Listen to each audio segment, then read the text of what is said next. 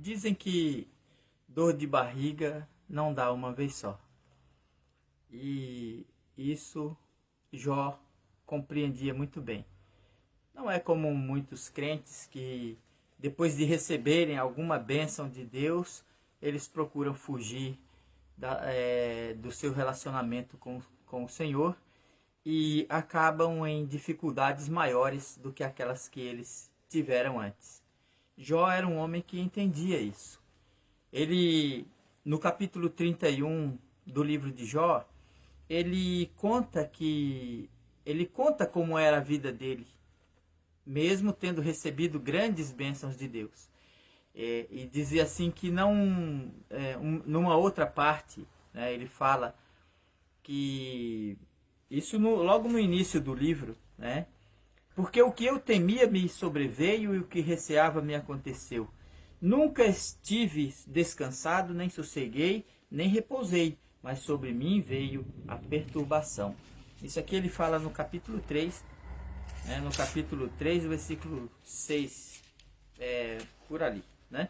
Mas no capítulo 31, ele dá uma amostra, ele prova, através da sua vivência, do seu comportamento, né, como homem de Deus, aquilo que deveria ser um espelho para nós, né? Ele mostra como era o comportamento dele quando ele era rico, quando ele tinha as coisas, né? Quando ele desfrutava das bênçãos de Deus, ele era íntegro, ele tinha integridade no coração. Eu tenho dito, e aí eu deixei a razão por eu ter deixado Jó por último são duas, né? Primeiro porque eu tentei fazer o estudo seguindo a ordem que eles aparecem que esses personagens aparecem na Bíblia. E primeiro, né? E o segundo motivo é porque o Jó é o meu preferido nessa lista, né? Nessa lista de 3 homens de Deus, ele tem de longe a minha preferência. Por quê? Eu tenho dito várias vezes, né, repeti isso até em várias pregações que eu fiz, que se idolatria não fosse pecado, se não fosse pecado praticar idolatria, eu faria uma estátua ou uma imagem de Jó para conversar com ele todos os dias, para falar com Jó, porque eu admiro muito o caráter desse homem. Admiro por tudo o que ele fala no capítulo 31 do seu livro. Admiro ele, a integridade dele. A integridade do caráter desse homem. Para mim, Jó é o homem mais justo, é o homem mais justo, né? e perfeito que já existiu. Claro que a gente não está levando em consideração a imagem de Cristo. Quem vai se comparar com Jesus Cristo? Eu estou falando de um homem que era sujeito às mesmas paixões que nós. Um homem que poderia sentir tédio, que poderia sentir cansaço, que poderia sentir raiva, tristeza, angústia, provações, mas que ele manteve a sua integridade em Deus e isso trouxe para ele esta grandeza, né? Esse testemunho que nós temos hoje para nós, e que, como nós sabemos, o livro de Jó ele é o mais antigo da Bíblia, né? Então, quando dizem que foi Moisés que escreveu o livro de Jó, e quando ele escreveu, ainda não existia lei, não existia nada, aquelas coisas ali. A vida de Jó, do tempo em que Jó viveu, porque Jó nem judeu era, né? Ele era de uma outra terra, né? Na terra de Uz, que diz ali, né? Então ele não fazia parte do povo judeu, ele não fazia parte daquelas alianças, ele não fazia parte de nada. Ele era simplesmente um homem que Deus dá o testemunho dele quando diz assim: havia um homem na terra de Uz, cujo nome era Jó. Este homem era sincero, reto, temente a Deus e desviando-se do mal. Ele vivia se desviando do mal. Quer dizer, o mal estava de um lado, ele partia para outro. Então, quando eu me referi, quando eu propus no meu coração fazer uma série de estudo bíblico para falar de rara estirpe de homens, me veio na mente esses três homens, né? Esses três homens. Por quê? Porque eles não viveram religiosidade nenhuma. Eles não viveram praticando nenhum tipo de religião. Nem Noé.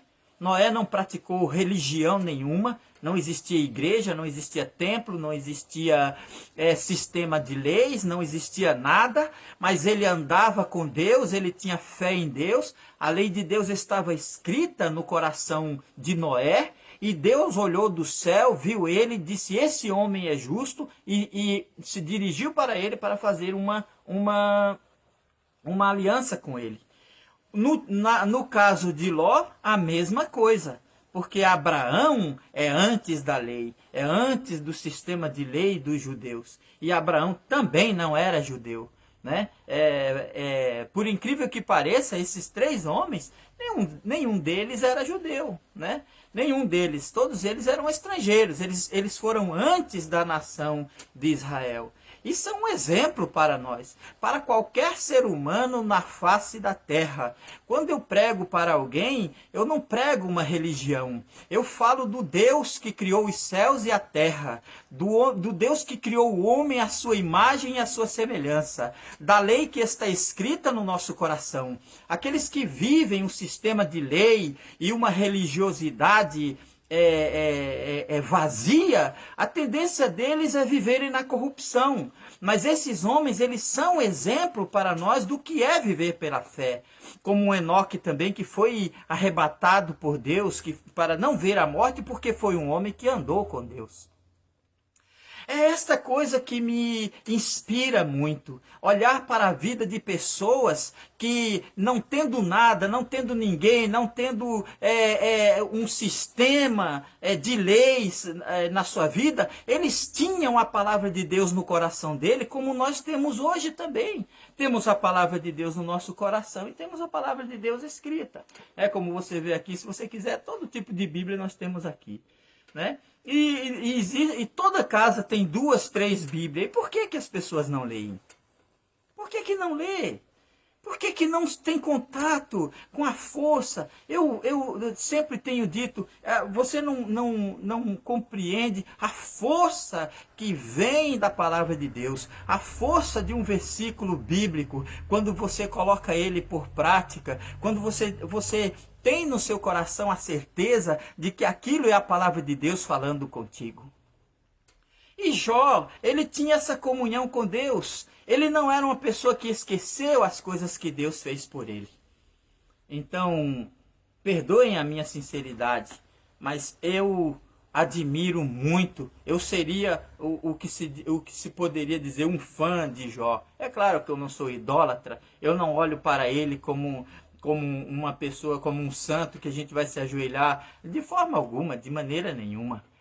Eu olho para ele como um modelo a ser seguido, né? Eu olho para ele como um modelo a ser perseguido todos os dias da nossa vida. Um caráter santo, um caráter puro, um caráter reto, um desvio constante do mal. Quantas vezes você passa um dia difícil? Quantas vezes eu cheguei dentro da minha casa, meio-dia, às vezes 3 horas da tarde, e me ajoelhava em qualquer lugar, e faço isso até hoje, em qualquer lugar da minha casa, na sala, na cozinha, no quarto, em qualquer lugar, e ponho o meu rosto no chão e digo, Deus, me ajuda a viver hoje, me ajude a superar as dificuldades desse dia, me ajude a vencer o tédio, me ajude a vencer o cansaço, me ajude a viver, a vencer essa frustração que estou sentindo neste momento. Me dá a tua graça, porque tu disseste que o amanhã não nos pertence. Eu preciso viver esse dia hoje. Me ajuda, meu Deus. E quando chega no final da tarde, no final da noite, que eu olho para trás, para as coisas que eu passei durante aquele dia, eu digo, graças te dou, meu Deus, porque consegui sobreviver esse dia. E quando amanhece o dia, eu me ajoelho e peço as mesmas coisas para Deus. Diariamente, eu venço 1 hora de cada vez. um dia de cada vez, um dia após o outro, como diz um hino antigo, que dizia que a cada passo que eu dou na vida é um degrau a mais que eu subo aos céus. A gente deve se aproximar de Deus. A Bíblia diz assim: buscar-me-eis e me achareis quando me buscares de todo o vosso coração. Você terá um encontro verdadeiro com Deus quando você sentir o desejo na sua alma de conhecer o Deus de Abraão, o Deus de Isaac e o Deus de Jacó. Você terá um encontro com Deus quando você sentir no seu coração o desejo ardente de conhecer o Deus de Noé, o Deus de Ló, o Deus de Jó, e dizer: meu Deus, assim como tu fosse com aqueles homens, tu pode ser comigo. Em vez de estar buscando bênçãos, em vez de estar buscando riquezas, em vez de estar buscando coisas que não te levam a lugar nenhum, busque uma comunhão com Deus, peça a Deus um coração puro, um espírito reto, uma alma pura, uma vida que você possa viver uma vida santificada. Quanto tempo faz que nós não vimos pessoas fazer esse tipo de pedido a Deus? O livro de Salmos está cheio destas orações. Dá-me, Senhor, um espírito reto. Dá-me, Senhor, um coração puro. Dá-me, Senhor, uma alma pura. Faze-me, por amor do teu nome, faze-me andar nos teus caminhos. Guia-me pelas veredas da justiça, por amor do teu nome. Por amor do teu nome, meu Deus, me guia pelas veredas da justiça, para que eu tenha um comportamento que glorifique e exalte o teu nome. Mas esse tipo de oração não é mais feita. Esse tipo de oração caiu no esquecimento.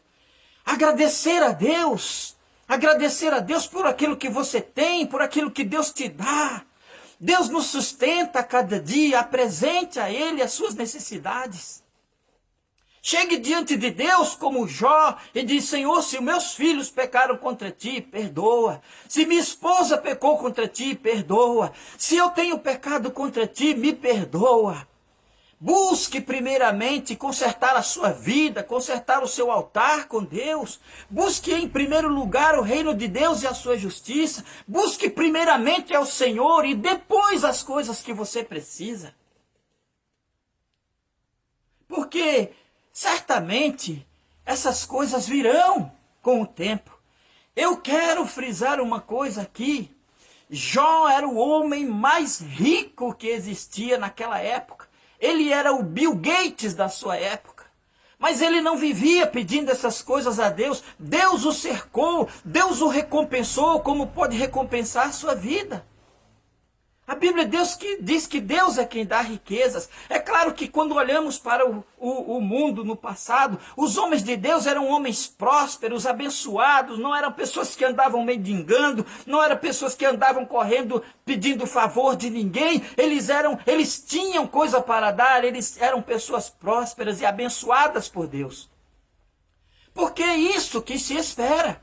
Quando Jesus diz assim: buscai em primeiro lugar o reino de Deus e a sua justiça, e as demais coisas vos serão acrescentadas, é porque Deus há de suprir cada uma das suas necessidades à medida que você demonstra o seu interesse em honrar o seu nome, em glorificar seu nome, em adorá-lo em espírito e em verdade, em ter uma comunhão firme e verdadeira com Deus, praticando a justiça, praticando as coisas que são retas, praticando uma vida de retidão.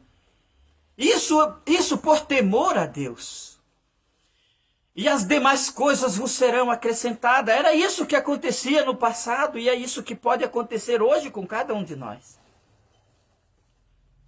Uma coisa nós não podemos fazer, é medir a espiritualidade de uma pessoa pelos bens que ele possui. Isso é um erro.